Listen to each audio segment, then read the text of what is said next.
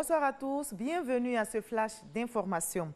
Le chef de l'État, Alassane Ouattara, vient de présider un conseil national de sécurité. Au cœur de la rencontre, la situation sécuritaire et sanitaire en Côte d'Ivoire. Le ministre d'État, ministre de la Défense, Ahmed Bakayoko, a évoqué l'attaque survenue la nuit dernière au nord-est ivoirien.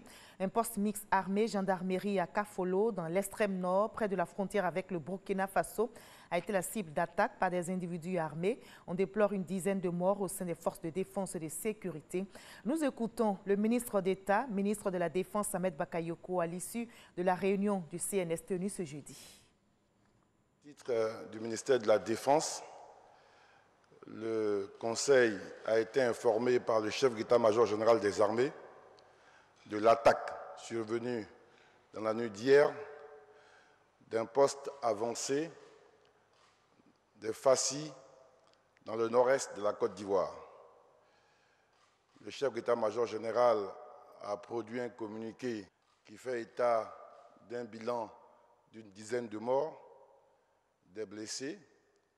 Et également, le président de la République, chef suprême des armées, a présenté toutes ses condoléances aux forces armées et aux familles endeuillées. Il a adressé ses vœux de prompt rétablissement à tous les blessés et il a instruit l'état-major à faire en sorte que le calme règne dans cette région et qu'une enquête soit menée pour donner tous les éléments d'information par rapport à cet incident. Et une opération de ratissage à court en ce moment pour rattraper et neutraliser tous les terroristes auteurs de cette attaque. Voilà, la Côte d'Ivoire, éprouvée par la perte de ses soldats dans cette attaque, peut compter sur le soutien de ses partenaires. Parmi eux, le PNUD, le programme des Nations Unies pour le développement, et l'État ivoirien renforcent leur coopération pour mettre en route des projets de développement.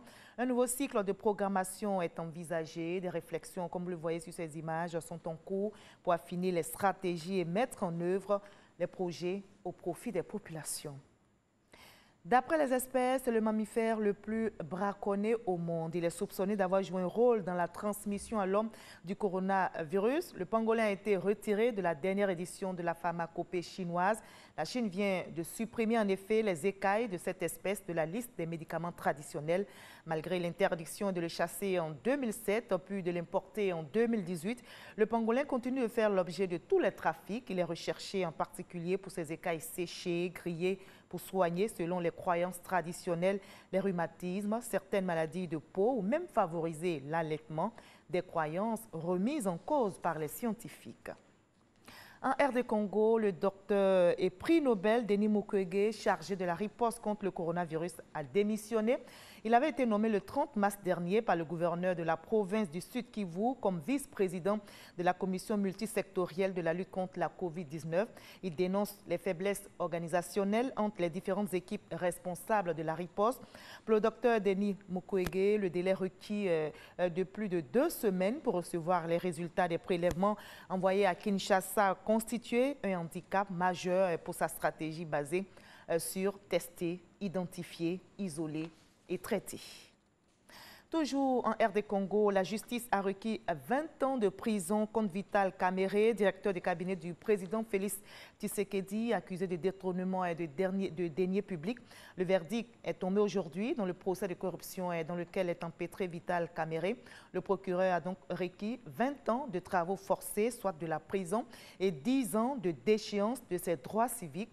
La même peine de 20 ans a été requise contre un de ses co-accusés, l'entrepreneur libanais Ramal Sami, que le parquet souhaite voir quitter le territoire congolais à l'issue de sa peine.